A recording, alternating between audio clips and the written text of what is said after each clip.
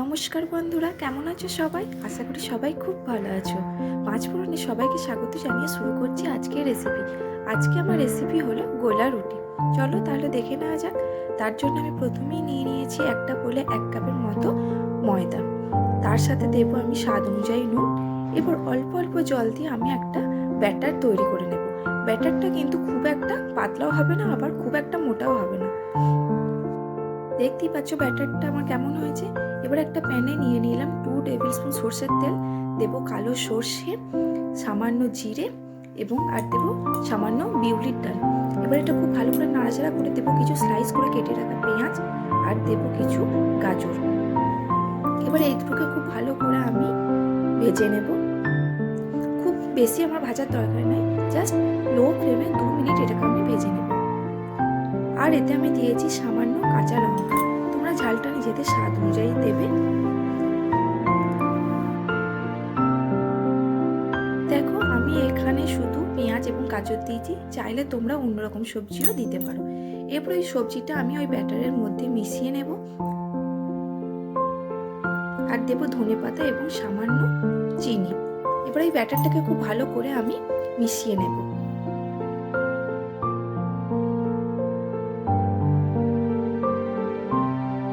অন্যদিকে প্যানে আমি সামান্য সাদা তেল দিয়েছি। এরপর একটা চামচে করে আমি অল্প ব্যাটার প্যানের মধ্যে দিয়ে দেব এবং ওই হাতার সাহায্যে আমি ওটাকে গোল শেপ দিয়ে নেব। একটা দিক ভাজা হয়ে গেলে অপর দিকটা আমি আস্তে আস্তে উল্টে নেব। এটা কিন্তু পুরোটাই লো টু মিডিয়াম ফ্লেমে করবে। দুটো দিকই হালকা ব্রাউন করে ভাজবে, দেবে খেতে খুব সুন্দর লাগবে। এটা আমার সম্পূর্ণ ভাজা হয়ে গেছে। এবারে এটাকে আমি তুলে আবার অন্য ব্যাটার দেবো। এবার আবারও দিয়ে দেবো সামান্য তেল এবং একইভাবে আবারও হাতার সাহায্যে ব্যাটারটা দিয়ে আমি গোল শেপ করে নেব এবং এটারও একটা দিক ভালো করে ভাজা হয়ে গেলে উল্টে দেব।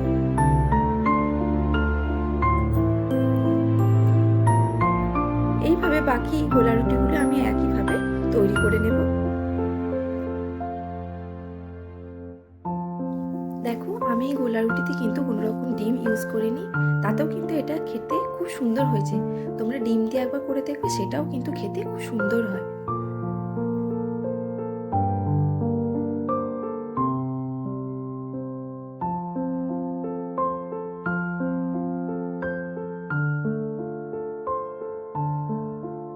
তাহলে বন্ধুরা, আমার এই রেসিপিটি তোমাদের কেমন লাগলো অবশ্যই কমেন্টে জানিও। আর যদি ভালো লেগে থাকে তাহলে একটা লাইক করে দিও।